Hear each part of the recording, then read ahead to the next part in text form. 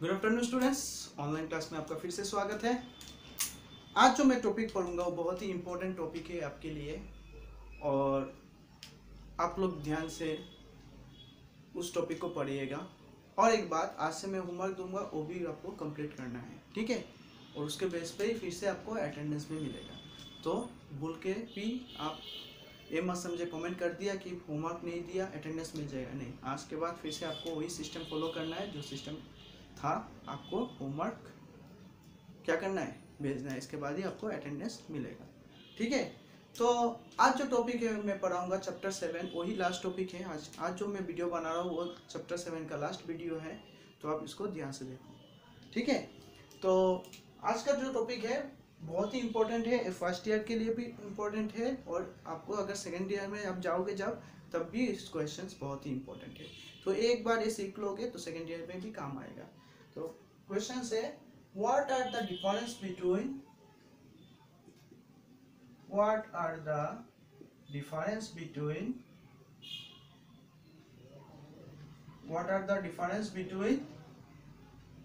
array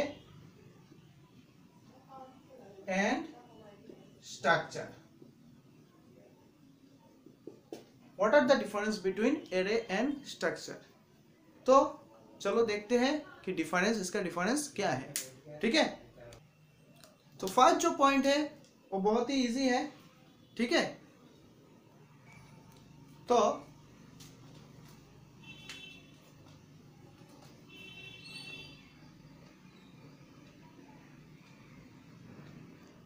first जो difference है वो क्या है, यहां पर एरे लिखो, यहां पर स्ट्रक्चर लिखो।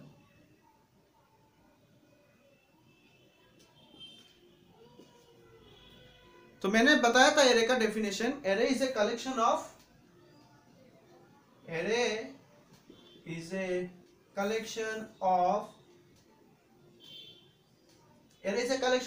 Similar types of data type भी बोल सकते हो, homogeneous types of data type भी बोल सकते हो।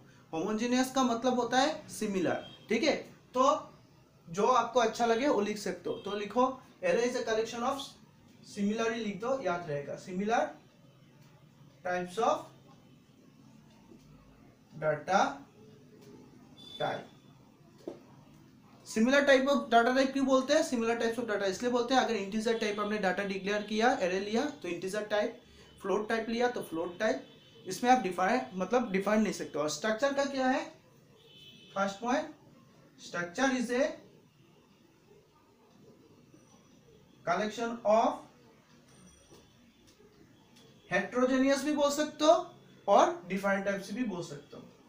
तो हम लोग लिखते हैं डिफाइंड टाइप्स ऑफ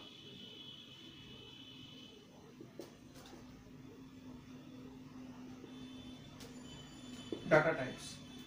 उस दिन मैंने आपको उस वीडियो में आपको दिखाया था कि स्ट्रक्चर कैसे डिक्लेयर करते हैं। स्ट्रक्चर में हम लोग इंटीजर भी लेते हैं, फ्लोट भी लेते हैं, कैरेक्टर भी लेते हैं। तो मतलब डिफरेंट टाइप्स ऑफ हम लोग एलिमेंट्स ले सकते हैं, डिफरेंट टाइप्स ऑफ डाटा ले सकते हैं। और एरे में क्या होता है, सिमिलर टाइप्स ऑफ हम लोग डाटा लेते हैं, ठीक है। सेकेंड जो पॉइंट है वो क्या लिखोगे, एरे जो एक्सेस करता है इंडेक्स से एक्सेस करता है, ठीक है। और स्ट्रक्चर जो करता है, स्ट्रक्चर जब हम लोग डिक्लेयर करेंगे तो डॉट ऑपरेटर के साथ उसको डिक्लेयर करेंगे। उस दिन मैंने आपको लिखाया था, यहाँ पर एक डॉट देख के, लास्ट में आप वीडियो में देखोगे डॉट देख के लिखा है। स्ट्रक्चर हम भी जब भी हम लोग डिक्लेयर करेंगे डाटा को एक्सेस करने के लिए हम डॉट देते हैं, ठीक है। तो सेकेंड पॉइंट लिखते हैं, array data are access using index, array data are access using index. और इसमें लिख सकते हो structures elements are access using dot operator. जब हम लोग स्ट्रक्चर का प्रोग्राम करेंगे तब देखेंगे, और एरे का प्रोग्राम करेंगे समझ में आ जाएगा। तो एक बात याद रखो कि एरे क्या होता है, array data are access using index और structure elements are access using dot operator. Example इस तरह मानते हो, एरे हम लोग कैसे डिक्लेयर करते हैं, मतलब ए 10, इस तरह। और अगर स्ट्रक्चर हम लोग करते हैं डिफरेंस तो क्या होगा, मान लो S1 एक ऑब्जेक्ट के थ्रू उसको एक्सेस करते हैं कोई एलिमेंट्स, ठीक है।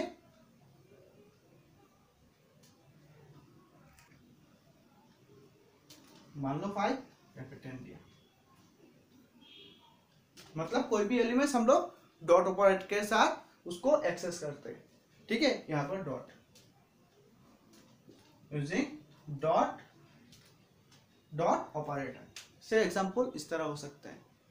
यहाँ पर ए भी कोई भी नाम दे दो, ए दे दो, ए लिखते हैं S1 डॉट, इसको हम लोग ए बी दे दो, और समथिंग कुछ ऐसे, मतलब डॉट से आप उसको एक्सेस करेंगे, ठीक है। तो ये डिफरेंस लिख लो पहले दो।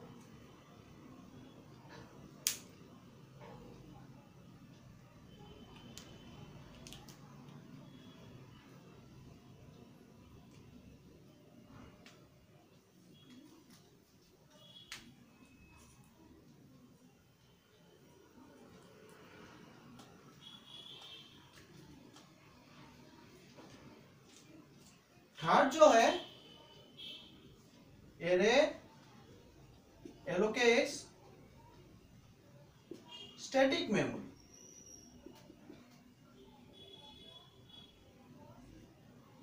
और स्ट्रक्चर क्या होता है, structure allocates dynamic memory.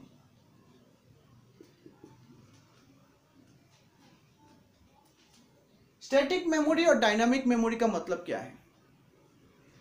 Allocate static memory मतलब मेमोरी लोकेशंस जब एरो में हम लोग डिक्लेयर करेंगे, मान लो हम लोग जो A5 लेते हैं, इसका मतलब क्या है, ये सिंपल मैं समझा रहा हूँ। A5 एरे में जब हम लिखते हैं इसका मतलब क्या है, मतलब 5 लोकेशन, मेमोरी लोकेशन जो होगा उसका क्या होगा, 5 होगा, 2 3 4 5।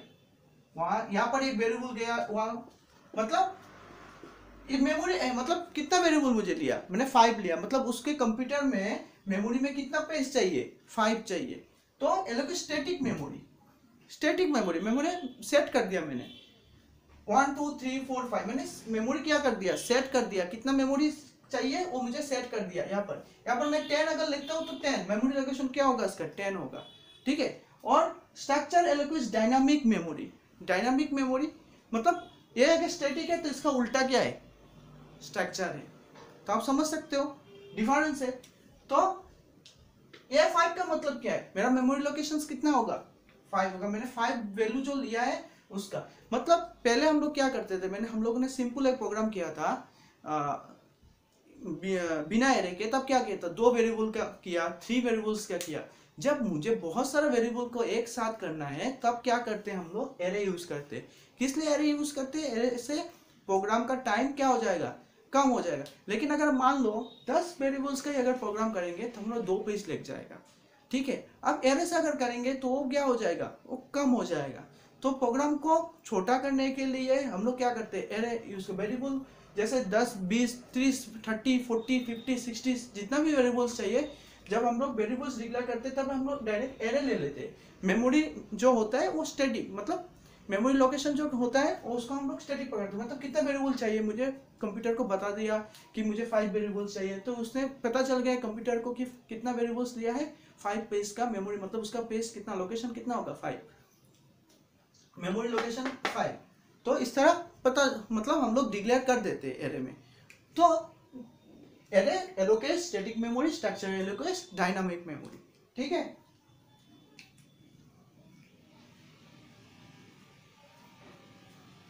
और लास्ट जो है, लास्ट क्या है,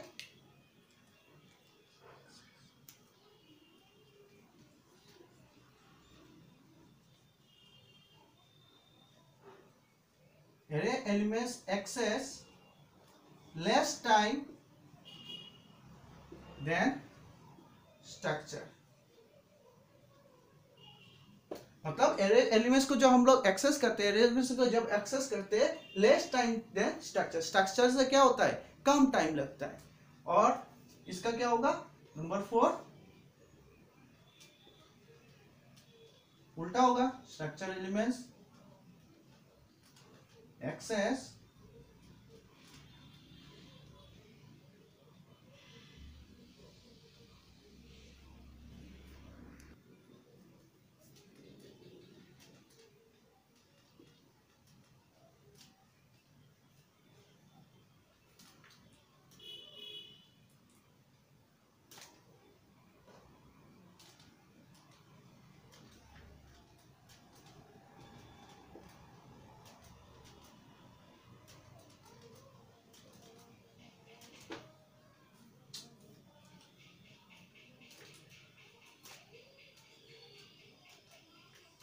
सिंपल, समझ गए?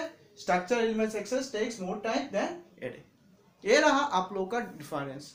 What are the difference between, इसको आप स्टार मार के भी लिख सकते हो, कभी भी इस क्वेश्चंस को बहुत बार रिपीट किया गया और बहुत बार आते भी है, ठीक है। कंप्यूटर्स के सी प्लस प्लस में ये सेक्शन बहुत ही इंपॉर्टेंट है, एरे एंड स्ट्रक्चर्स, ठीक है।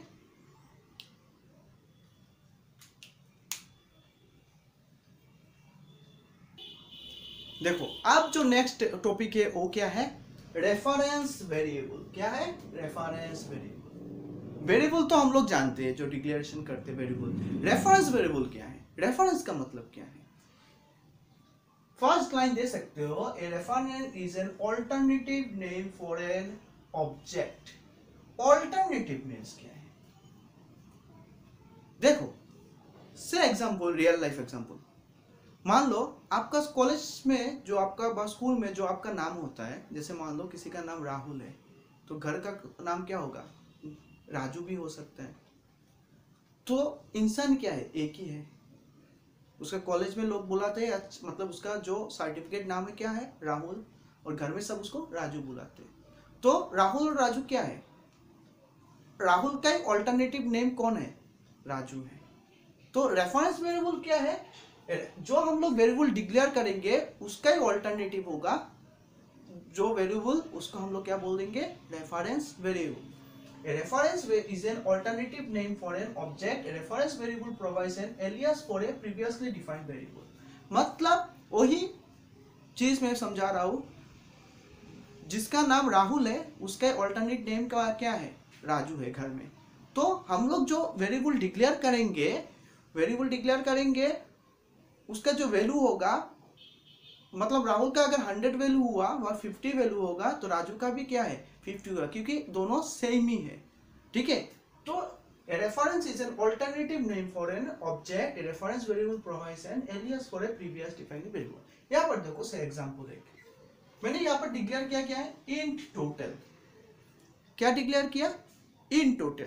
फिर मैंने यहाँ पर देखो int, इसके बाद एक n दे दिया, इस तरह का n दिया, इसके बाद मतलब टोटल का जितना भी वैल्यू होगा, n सम, मतलब टोटल का जितना भी वैल्यू होगा उसका वैल्यू क्या होगा? सम का भी वैल्यू सेम होगा, because it is an alternative name for an object. इस ऑब्जेक्ट का ऑल्टरनेटिव नेम क्या है?